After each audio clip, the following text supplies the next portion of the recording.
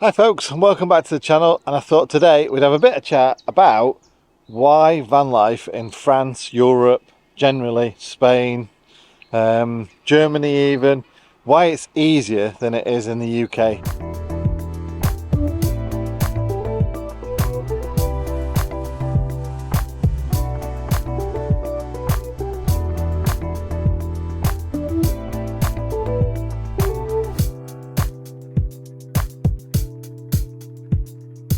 And the majority of it is to do with just the local community, councils, residents associations, or whatever you want to concern yourself with.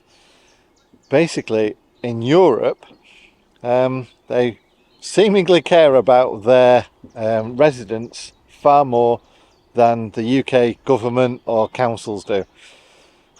So the reason why van life is easier is all down to the fact that there are more recreational facilities, places to go, places to visit. You know, even if it's just to walk your dog, have a walk round.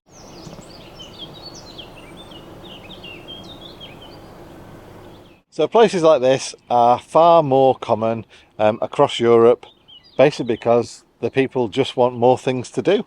So there's places to walk, go for a bike ride, loads of canal systems that are actually in use. Do what you want, go where you want, no one really bothers you, and they just expect people to behave better. So places are better looked after. For example, most of these places we've been to, you get bins as well as somewhere to park up. They're quite thoughtful as well in the terms of, well, where we are now. When they give you places to park up, they expect you to do so on sunny days, so they give you tree shade as well in some of the parking spaces, so that your car's not going to get absolutely baked afterwards.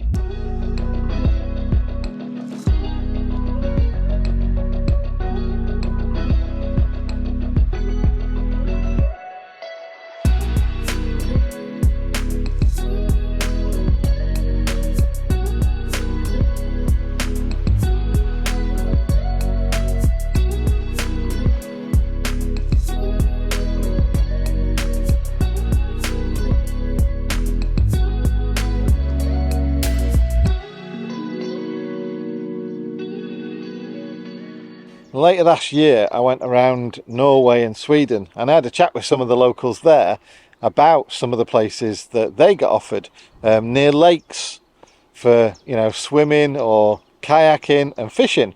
They even get barbecues so they can cook outside, loads of parking so people can do things, toilets, fair enough, they're drop toilets, they're not like a normal sit down toilet, but there are places for the community to go out and enjoy. We don't have these sort of things in England, and I think it's fantastic that... Okay. Yeah, these are amazing places. They're owned by the community. Yeah. And all people can use it. So the community knows where they are and they can go... but you tourists and so on can come here. Yeah. So there they can advertise that it's free and all Yeah. the... Yeah. We have toilet open and so on. Yeah, the community is getting money from the state. Right. Ah, okay. So they have some they get some cash from right. Okay. Okay. So it's free for everyone to use. I think it's brilliant. Yeah.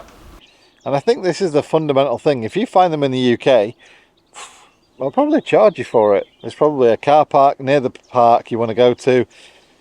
The park's closed at certain hours. The car park's like £5 a day, if not more. Nobody looks after it. You know, maybe if it isn't sort of locked overnight, kids come in and leave all the rubbish behind, which after a while people then get, I'm a bit bored of that now, so I'm going to lock it up or close it down.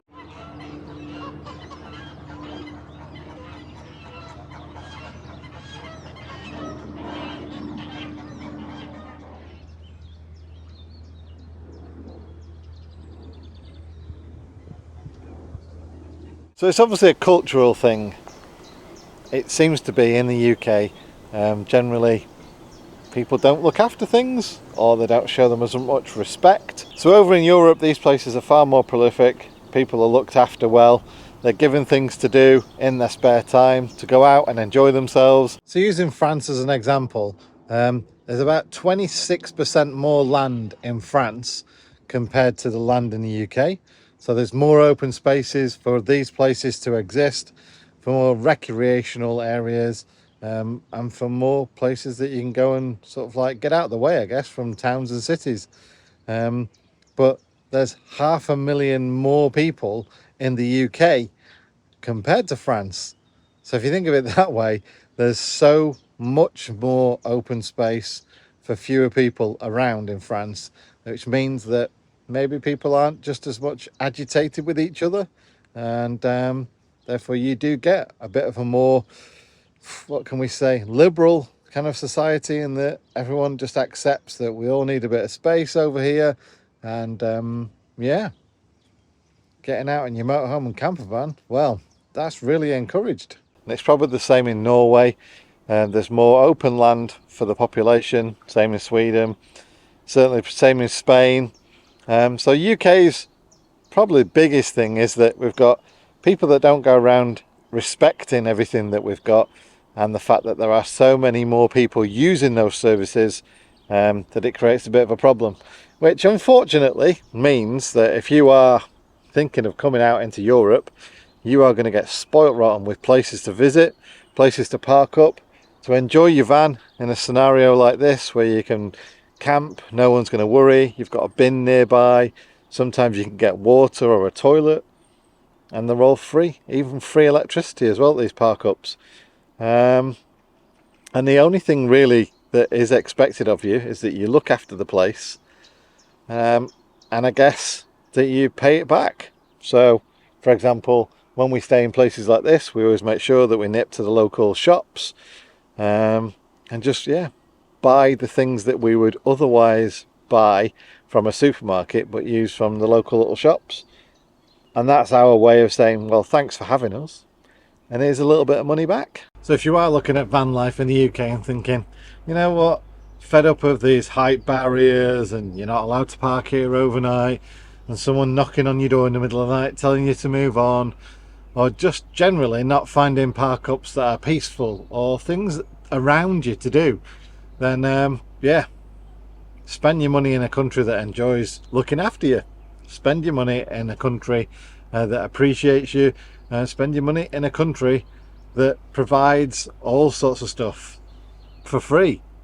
But obviously you still got to spend your money here as well, and that's why we like traveling around Europe, really, because you find places like this where no one tells you to move, there are no height barriers, there's no signs saying no motorhomes parking allowed, and yeah, there's plenty of little things to do nearby, including shops that you can go spend your money in to support the local economy as well.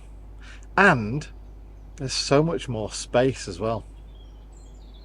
I know it sounds bad, I know it sounds like I'm bashing Britain, but let's face it, if they don't appreciate people that are willing to spend their money in their community, then you've got to go where people do appreciate it. It's the way I look at it anyway. And I can say for sure that France seems to really appreciate people going around in motorhomes spending the money. So there we go. Oh, and it's €1.60 something a litre right now. Not that Mandy's an accountant or anything like that, but that equates to £1.46 a litre. £1.46 a litre. And even when we were in Anglesey, it was cheap there, but it wasn't that cheap, was it? It was £1.48, £1.49. Yeah. Which is the cheapest we'd seen for a very long time. So even though it's not as cheap as it normally is in France, I mean, we've been in France, it's been stupidly cheap. Yeah. That's cheap enough for me. Cheap and like prolific as well, not like you got to hunt round for it. No, everywhere. I mean, 166 was probably the most expensive one we've seen. It's the most common price. Yeah. So yeah, it seems to be one. Wouldn't surprise me if they were keeping it all the same. Yeah. It's a French way. Don't diss the French. I'm not dissing them. They're looking after us. It means that we don't have to go searching for it because it's all the same everywhere. It's quite good. Right, that's enough for this video, folks. And I shall catch you on the next one. Bye.